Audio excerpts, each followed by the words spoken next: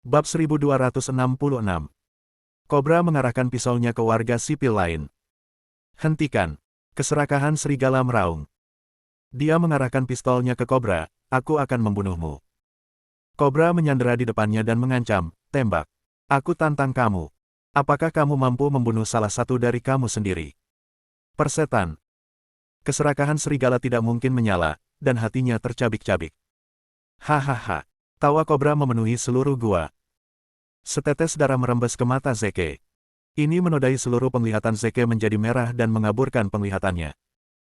Samar-samar dia bisa melihat banyak musuh menyerang perbatasan rahasia. Dia melihat pasukan bunuh diri Alpha dimusnahkan selama perang. Musuh yang tak terhitung jumlahnya menyerbu rahasia dan melakukan kejahatan perang yang tak terkatakan. Para pria muda dipaksa bekerja. Wanita muda dipaksa menjadi pelacur. Orang tua dan anak-anak dibunuh dengan darah dingin. Saat mayat-mayat itu menumpuk hingga ketinggian gunung dan sungai-sungai berlumuran darah, rahasia akan berakhir sebagai gurun di mana anjing memakan daging mayat.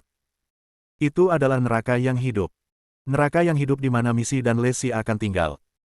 Tidak, aku tidak bisa jatuh. Tidak sekarang. Bahkan jika saya mati, saya akan mati di medan perang, berkontribusi pada pertahanan negara. Keinginan kuat untuk hidup membuatnya menarik napas dalam-dalam. Apa yang terjadi selanjutnya bukanlah keajaiban. Dengan napas dalam-dalam, dia menyerap sedikit energi yang keluar dari sisi lain pintu.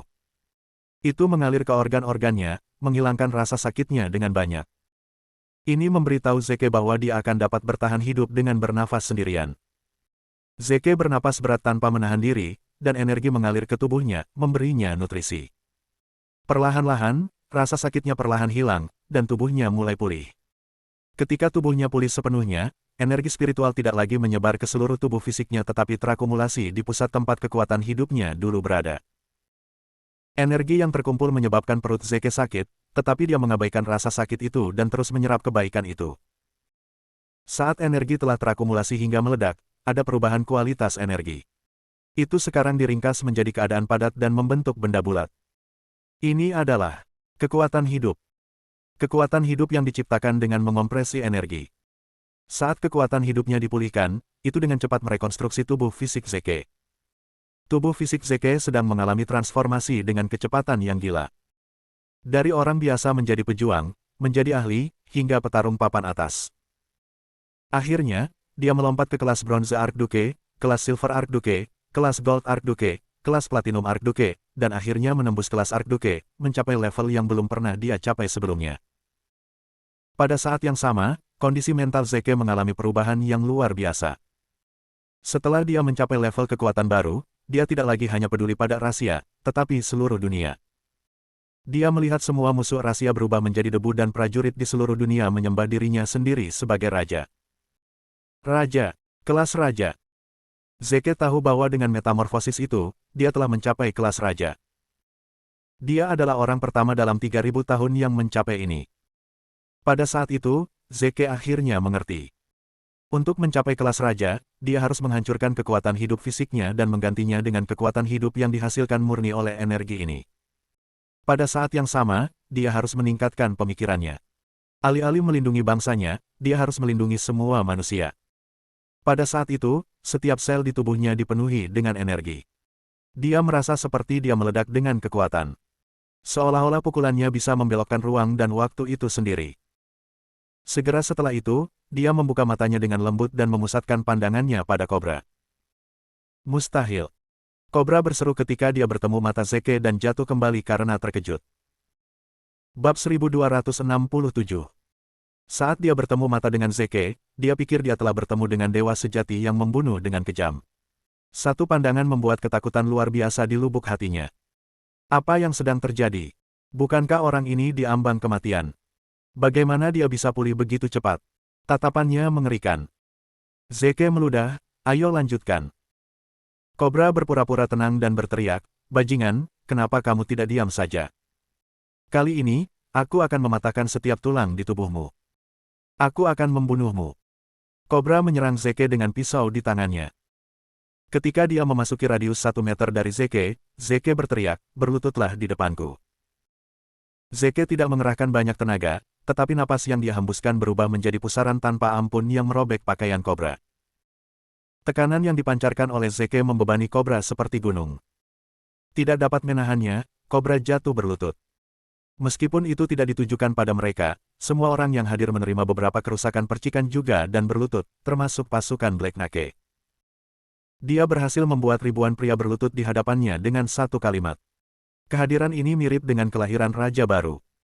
Zeke telah terlahir kembali sebagai raja. Dia menembus batasnya dan naik ke kelas raja dari menjadi cacat. Keserakahan serigala berseru, Marsekal Agung, selamat atas pencapaian kelas raja. Prajurit lain bergema, selamat telah mencapai kelas raja. Suara itu bergema di seluruh pegunungan. Kobra dan pasukan Black Nake berlutut di depan Zeke, skuad Black Nake menyerah kepada Marsekal Agung. Kami bersedia melakukan apa saja untuk memperbaiki jalan kami. Pasukan Black Nake takut untuk menyerah ketika berhadapan dengan kelas raja. Zeke mengambil satu kerikil dari tanah. Dia berteriak, kamu membunuh seorang warga sipil dari rahasia. Kamu pantas mati. Dia kemudian menjentikkan kerikil ke kobra dan menembus tengkoraknya. Setelah itu, kerikil melanjutkan lintasannya dan menembus batu besar juga. Kobra jatuh dalam genangan darahnya sendiri. Ketika yang lain melihat apa yang terjadi, seluruh pasukan Black Nake gemetar ketakutan. Mereka tidak berani bergerak atau bahkan berpikir untuk melawan.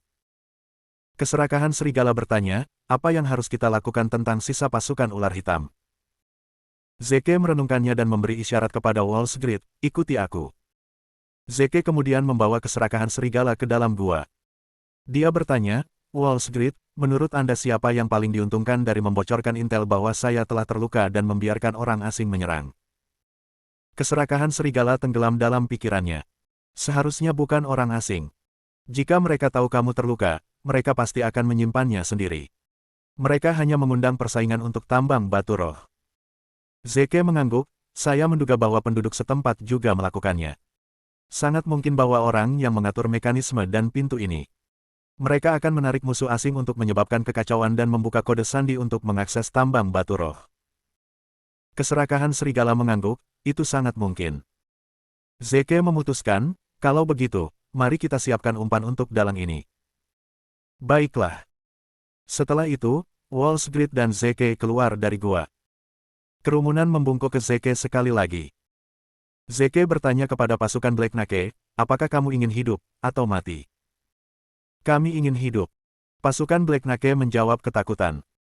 Zeke mengumumkan, baiklah kalau begitu, aku akan membiarkanmu pergi. Namun, ada satu syarat. Sebarkan berita bahwa Marsekal Agung terluka parah dan tidak bisa lagi bertempur. Juga, sebutkan bahwa pasukan Black Nake berhasil memperoleh 50 kg batu roh dan pergi. Baiklah, mengerti. Pasukan Black Nake mengangguk. Bab 1268. Zeke berkata, tersesat. Pasukan Black Nake berhasil mundur dengan tergesa-gesa. Zeke tidak khawatir bahwa mereka akan kembali pada kata-kata mereka karena mereka tidak memiliki nyali untuk melawan pejuang yang kuat. Dia ingin membawa musuh asing masuk dan memancing pelakunya untuk mencuri dari tambang batu roh. Karena jika dia mencoba mencuri, dia akan ditangkap. Zeke memandang sekelompok warga sipil. Maaf, semuanya, aku gagal melindungimu dan menempatkanmu dalam situasi yang menakutkan. Bahkan ada korban. Dia kemudian berkata kepada keserakahan serigala, berikan kompensasi kepada mereka sesuai dengan standar tertinggi. Keserakahan serigala menjawab, ya ampun. Rakyat jelata berlutut di hadapan Zeke lagi dengan sikap saleh, seolah-olah mereka sedang menyembah dewa. Bagi mereka, Marsekal Agung adalah dewa. Seorang anak kecil, dengan tekad di matanya yang jernih, mengepalkan tinjunya dan diam-diam bersumpah. Cepat atau lambat, aku juga akan menjadi orang kuat seperti Marsekal Agung. Zeke berbalik dan menginstruksikan Wallsgrid, katakan pada Alpasuicides kuat untuk berpura-pura kalah dan membiarkan musuh masuk. Dipahami. Pada hari yang sama, berita terbaru dengan cepat menyebar ke seluruh dunia. Sebuah kelompok tentara bayaran yang kurang dikenal, Black Nake Squad, memimpin dalam mencuri dari tambang batu roh. Namun, mereka tidak menemui perlawanan apapun selama seluruh proses dan pergi dengan lusinan kilogram batu roh dengan lancar. Adapun Marsekal Agung, yang kekuatan hidupnya rusak dan kemampuannya semua hilang, dia hanya bisa menonton dari samping dan tidak melakukan apa-apa. Orang-orang di seluruh dunia sangat bersemangat. Tampaknya Marsekal Agung benar-benar lumpuh. Fakta bahwa bahkan seorang tentara bayaran yang tidak kompeten seperti Black Knight Squad bisa mendapatkan grup Spirit Stone dan kembali dengan hasil yang bagus membuat mereka yang lebih kuat dari Black Knight Squad percaya bahwa mereka juga bisa mendapatkan Spirit Stone. Akibatnya, semua kekuatan yang mengintai di perbatasan tidak dapat menahan godaan lagi. Segera setelah itu, mereka bergerak satu demi satu untuk menyerang perbatasan rahasia. Yang mengejutkan mereka, perbatasan rahasia jauh lebih lemah dari yang mereka kira. Tanpa banyak pengorbanan, mereka menerobos perbatasan dengan mulus. Kelompok-kelompok kekuatan ini hanya memiliki satu tujuan dalam pikiran, yaitu mausolem kekaisaran di Devonville. Mereka tidak pergi ke tempat lain untuk membuat kekacauan tetapi malah bergegas ke mausolem kekaisaran di Devonville. Untungnya, para petinggi rahasia telah membuat persiapan lebih awal dan mengevakuasi semua desa yang akan mereka tuju. Ribuan atau bahkan lebih pasukan yang bermusuhan dan kuat masuk ke wilayah rahasia, menyebabkan kepanikan yang hebat di antara warga sipil. Karena Great Marshal telah merusak kekuatan hidupnya dan menjadi manusia biasa, orang-orang bertanya-tanya apakah rahasia mampu menghentikan gelombang musuh ini. Jika tidak, apakah kita akan berada di bawah belas kasihan orang lain? Ada yang senang, ada juga yang khawatir. Tapi yang paling bahagia di antara mereka tidak lain adalah Chris Black, pangeran kediaman pangeran. Sejauh ini, rencananya berjalan lancar. Daerah di sekitar Devonville sekarang dalam kekacauan, jadi dia bisa memanfaatkan kekacauan itu untuk pergi dan mendapatkan batu roh. Dia tidak terburu-buru untuk pergi ke Devonville dan pertama-tama pergi ke pangkalan rahasia bawah tanah yang tersembunyi dengan baik. Pangkalan rahasia ini dibangun oleh Chris sendiri. Ada banyak petarung bagus di dalamnya, dengan 5 yang setara dengan seorang Archduke. Dia memimpin 5 pembangkit tenaga listrik tingkat Archduke ini menuju mausolem kekaisaran di Devonville. Devonville yang sebelumnya sunyi melihat gelombang besar kekuatan musuh yang tak terhitung jumlahnya dalam semalam. Untuk menghadapi musuh-musuh ini dan mempertahankan tambang batu roh, rahasia mengerahkan semua kekuatan yang tersedia untuk ditempatkan di sini. Meski begitu, pertahanannya masih kewalahan karena musuh terlalu kuat. Ada desas-desus bahwa lusinan dari mereka adalah dari kelas Archduke, dan satu bahkan adalah Archduke Platinum. Sementara itu, tidak ada lagi Platinum Archduke di rahasia setelah kekuatan hidupnya dirusak oleh Marsekal Agung. Di markas komando sementara, Zeke melirik ke medan perang dan berkata dengan acuh tak acuh, situasi keseluruhan dalam kekacauan sekarang. Pelakunya harus segera muncul untuk mencuri batu roh di tengah keributan. Aku akan pergi dan menunggu di mausolem sementara kamu terus tahan musuh. Ingat, keselamatan dulu, jadi jangan membahayakan nyawamu saat bertarung. Jika kamu benar-benar tidak bisa mengatasinya, biarkan musuh masuk, dan aku akan membunuh mereka dengan tanganku sendiri. Bab 1269. Anggap saja. Keserakahan serigala mengangguk. Sekarang Marsekal Agung berada di kelas raja, dia sama sekali tidak terganggu oleh musuh-musuh ini. Sejak saat kelompok orang ini masuk ke wilayah rahasia, mereka ditakdirkan untuk melihat akhir bagi mereka. Sementara itu, speedboat melaju di sepanjang sungai yang jauh dari zona perang. Ada 6 orang di speedboat, semuanya pria bertopeng dengan perlengkapan menyelam. Ke-6 orang ini adalah Chris dan 5 pria yang dibawanya. Speedboat berhenti ketika jaraknya sekitar 1 km dari zona perang. Chris berkata, ada gua kars bawah tanah alami di bawah sungai ini, yang mengarah ke terowongan menuju makam kekaisaran. Mari masuk ke makam kekaisaran melalui gua. Jika ada penjaga, Anda akan bertanggung jawab untuk menahan musuh sementara saya dapatkan batu roh. Jika tidak ada yang menjaga, kita akan mengambil batu roh bersama-sama. Apakah ada keberatan? Kelima pria itu dengan cepat menggelengkan kepala. Baik-baik saja maka. Chris menganggukkan kepalanya. Ayo pergi. Kelima pria itu segera melompat ke dalam air, menuju makam kekaisaran melalui gua bawah tanah. Tentu saja mereka tidak lupa meledakkan speedboat sebelum berangkat agar tidak ketahuan orang lain. Karena gua bawah tanah itu kasar dan sempit, mereka hanya mencapai ujung setelah berkeliaran selama sekitar setengah jam.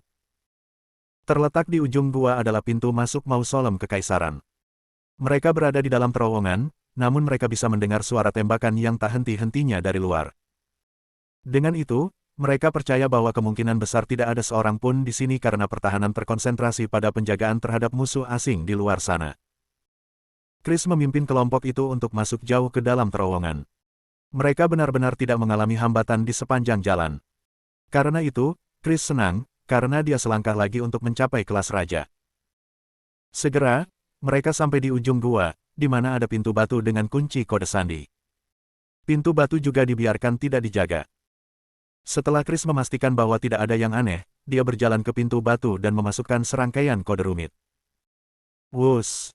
Suara kisi yang tumpul dan keras terdengar saat kedua sisi pintu batu perlahan terbuka dari tengah. Setelah itu, aliran energi spiritual yang kuat segera menyambut mereka. Chris sangat senang sehingga air mata mengalir di matanya. Pintu batu ini adalah pintu gerbangku untuk mencapai kelas raja. Ayo masuk ke dalam. Chris memimpin anak buahnya untuk masuk ke dalam. Apa yang membuatmu begitu lama? Tiba-tiba, mereka mendengar seseorang mendesah di gua yang sempit. Berdengung. Chris dan anak buahnya langsung panik. Ada orang lain di sini. Tapi kami berenam sebenarnya tidak menyadarinya. Tidak mungkin. Fakta bahwa bahkan 6 Archduke tidak dapat mendeteksi keberadaannya berarti dia setidaknya harus berada di kelas yang lebih tinggi dari Archduke. Kelas raja. Tapi tidak ada yang mencapai kelas raja di dunia ini. Siluet gelap perlahan keluar dari bayangan. Berpakaian hitam dengan kain kasa hitam menutupi wajahnya, pria itu ringan di kakinya dan tidak mengeluarkan suara ketika dia berjalan. Hal yang paling menakutkan adalah dia tidak memancarkan kehadiran sama sekali, seperti dia adalah orang mati. Ya, hanya orang mati yang bisa berada di bawah radar kita. Tapi sekali lagi, dia bisa berjalan dan bergerak, jadi bagaimana mungkin dia sudah mati? Selain itu, dia baru saja berkata, apa yang membuatmu begitu lama, jadi apakah ini jebakan? Apakah dia sengaja memancing kita ke sini? Hati Chris tenggelam. Pada saat ini, dia telah memutuskan untuk melarikan diri. Dia harus melarikan diri dan merahasiakan identitasnya, bahkan jika itu berarti menyerah pada batu roh. Kamu siapa? Chris bertanya dengan serius. Seseorang yang menginginkanmu mati, kata Zeke acuh tak acuh. Angkat tanganmu untuk menyerah, atau hadapi kematianmu. Tentu saja, Chris tidak akan menyerah tanpa melakukan perlawanan. Dia segera menginstruksikan anak buahnya, pergilah tangkap dia. Mereka berenam menyerang Zeke. Saat mendekati Zeke, Chris tiba-tiba berbalik dan mencoba melarikan diri. Meski tidak mengetahui kemampuan lawan, ia merasa terancam. Dia tidak bisa mengambil risiko mengekspos identitasnya. Pelantun 1270.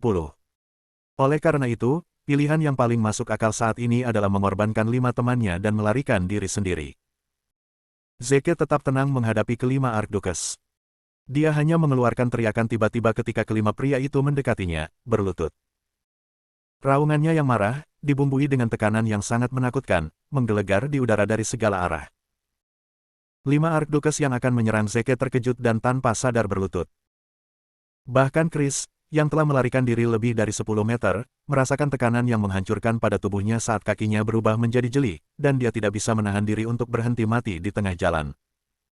Dia terlalu kuat. Hanya dengan raungan marah, dia benar-benar membuat kelima Archduke berlutut dan menghentikanku, seorang Archduke Platinum. Kelas Raja. Pria di depanku benar-benar telah mencapai kelas Raja. Ya Tuhan, sejak kapan rahasia memiliki prajurit kelas raja? Keputusasaan dan ketakutan yang belum pernah terjadi sebelumnya merayapi Chris. Namun, keinginannya yang kuat untuk bertahan hidup dengan cepat menenangkannya. Gunakan kekuatan hidupmu dan hentikan dia. Begitu dia selesai berbicara, kelima Archdukes mengangkat tangan mereka dan menamparkan perut bagian bawah mereka. Mereka ingin merusak kekuatan hidup mereka dan dengan paksa meningkatkan kekuatan mereka. Mereka sebenarnya adalah sekelompok pejuang setia yang dipelihara oleh Chris. Bahkan, mereka bisa mengorbankan hidup mereka untuknya di saat-saat kritis, apalagi merusak kekuatan hidup mereka. Setelah 5 Archduke merusak kekuatan hidup mereka, kekuatan mereka langsung ditingkatkan menjadi kekuatan Platinum Archduke.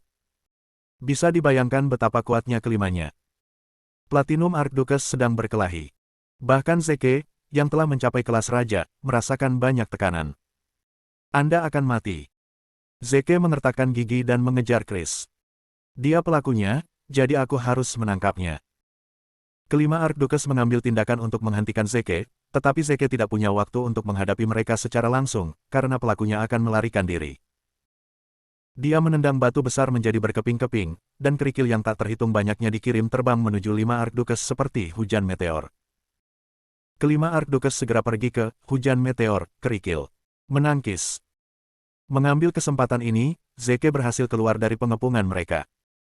Salah satu Archduchess bahkan ditumbangkan oleh Zeke, yang kemudian mengejar Chris. Jarak awal 100 meter di antara mereka berdua dipersingkat menjadi 50 meter oleh Zeke dalam sekejap mata. Melihat dia akan ditangkap, Chris melemparkan bom di belakangnya tanpa ragu-ragu. Ledakan. Setelah suara ledakan yang memekakkan telinga, gua runtuh, dan puing-puing menghalangi jalan Zeke.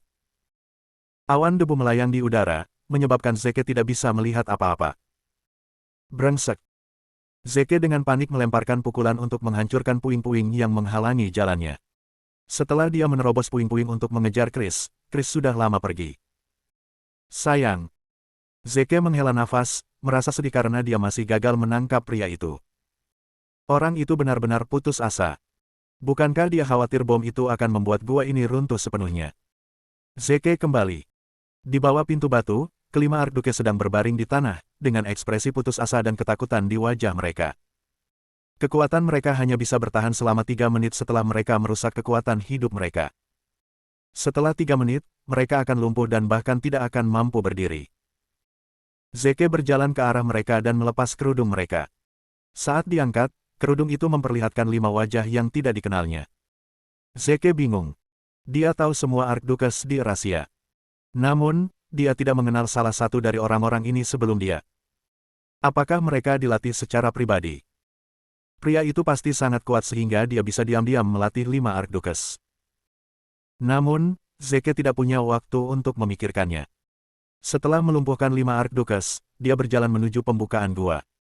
Prioritas utama sekarang adalah menyingkirkan ribuan musuh asing yang menyerang. Seiring berjalannya waktu, lebih banyak tentara mungkin mati. Zeke tiba di pembukaan gua dan melihat bahwa pertempuran sedang berkecamuk di luar. Musuh terlalu kuat, memaksa para prajurit Rahasia untuk terus mundur. Karena itu, musuh sekarang berjarak kurang dari 2 km dari pembukaan gua.